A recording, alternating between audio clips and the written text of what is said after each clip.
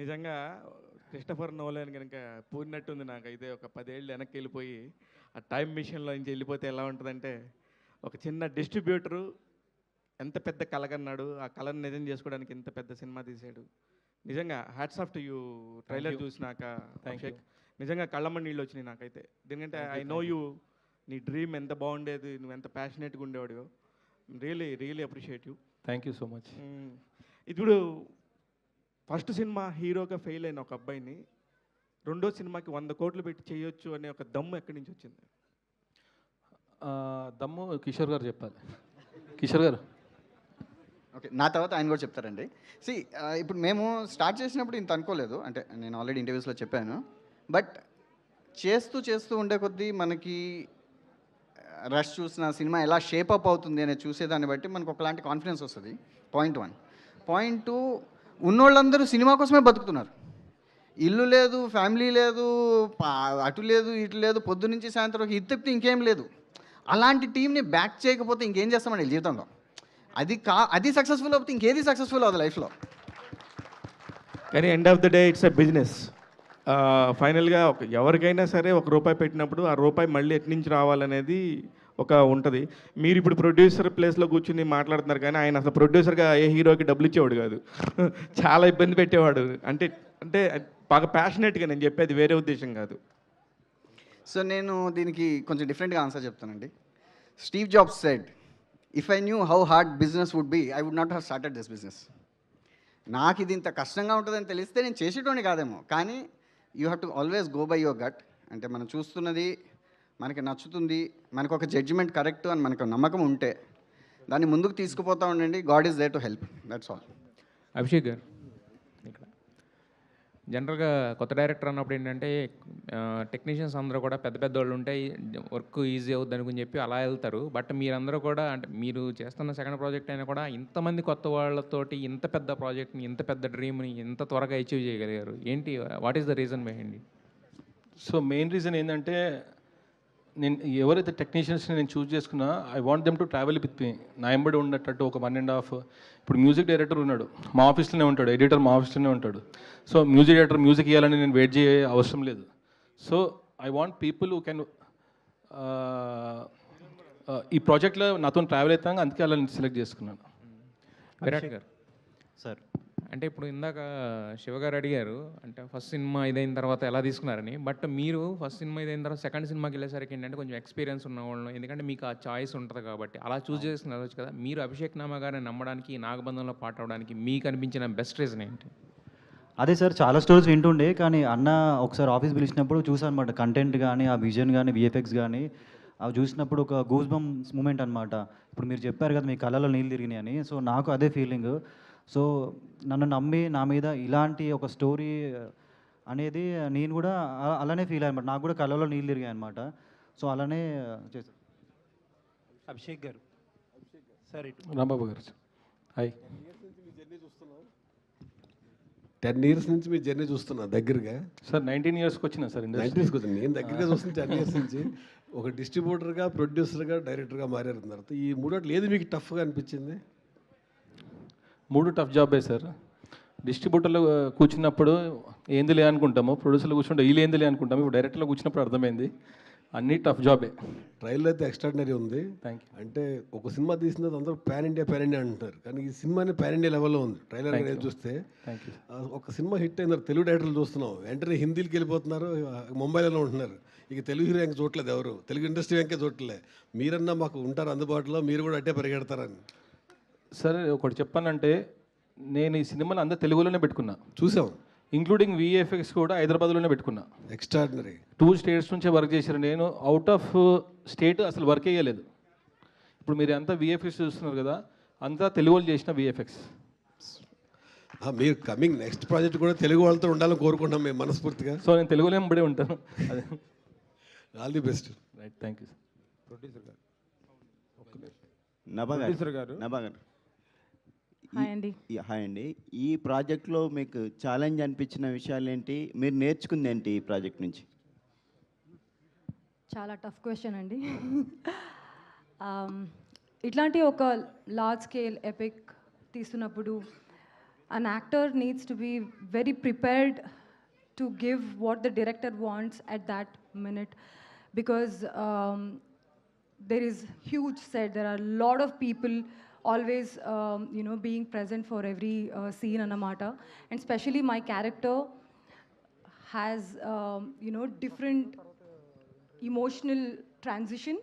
So to remember everything throughout, and at any moment, whatever the director needs and whatever the scene demands, you should be able to deliver it at that instant. So I think that was something very challenging, and that also something I learned. Endukante every movie is different, and especially when you're shooting something of this scale, you have to be on your toes, you have to be present, you have to be aware, and you should be the best in every shot. That's something I learned. Yeah. ఈ సినిమాకి మిమ్మల్ని హీరోయిన్గా అనుకున్నప్పుడు అభిషేక్ నామని అడిగారు కానీ నేనే ఎందుకు అనే క్వశ్చన్ ఏమైనా వేసారా? అడగట్లేదు, ఇప్పుడు అడగాలి. సో సినిమా అయిపోయింది, కానీ నన్ను అనుకోవడం, I feel very grateful, because to work with this team was wonderful. 1.5 years journey చేస్తున్నాము, ఒక బ్యూటిఫుల్ రిలేషన్షిప్ పెరిగింది మన మధ్యన. To just meet everybody is very joyful అన్నమాట, and to have created something beautiful like this with these beautiful set of creative people was very joyful. So నన్ను అనుకోవడం నాకు చాలా హ్యాపీగా ఉంది. ఎందుకు అని ఎప్పుడు అడగట్లేదు. యాక్చువల్లీ యూ షుడ్ థ్యాంక్ మీ, ఎందుకంటే డైరెక్టర్ గారు కొంచెం క్రెడిట్ తీసుకొచ్చా. మొత్తం తీసుకొచ్చండి, మీదే సినిమా. మొత్తం అవసరం లేదులేండి, ఏదో కొంచెం. Thank you Nishita, thank you so much. Abhishek గారు, నిషిత గారు, అభిషేక్ గారు, అభిషేక్ గారు, నిశాంత్ గారు, హాయ్ అండి సార్. ఫెంటాస్టిక్గా ఉంది, larger than life every frame కనిపిస్తుంది సినిమా. సార్, ఒక డిస్ట్రిబ్యూటర్గా చెప్పండి ఈ క్వశ్చన్, ఒక డైరెక్టర్గా ప్రొడ్యూసర్గా అన్నీ పక్కన పెట్టండి. ఈ సినిమాకి మీరు ఏదైతే చెప్తున్న బడ్జెట్ ఉందో, లేకపోతే బిజినెస్ కోసం మీరు కోట్ చేస్తున్న నెంబర్స్ ఏవైతే ఉన్నాయో, అన్నీ కూడా ఒక డిస్ట్రిబ్యూటర్గా ఆ ప్రపంచంలో ఉన్న ఏ డిస్ట్రిబ్యూటర్ కన్నా చాలా అన్రియల్గా ఉన్నాయి. అసలు యాక్చువల్ నెంబర్స్ ఏంటి చెప్పండి. డిస్ట్రిబ్యూటర్లా చెప్పనా? డిస్ట్రిబ్యూటర్గానే చెప్పండి. సార్, ఇప్పుడు ఏ సినిమా గ్యారంటీ ఉంది సార్?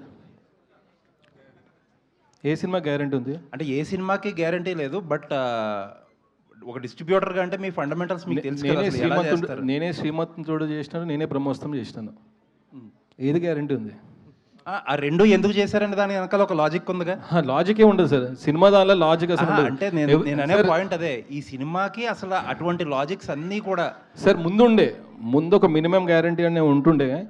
ఇప్పుడు మనం ఏం చేస్తున్నామో దేనికి గ్యారంటీ లేదు.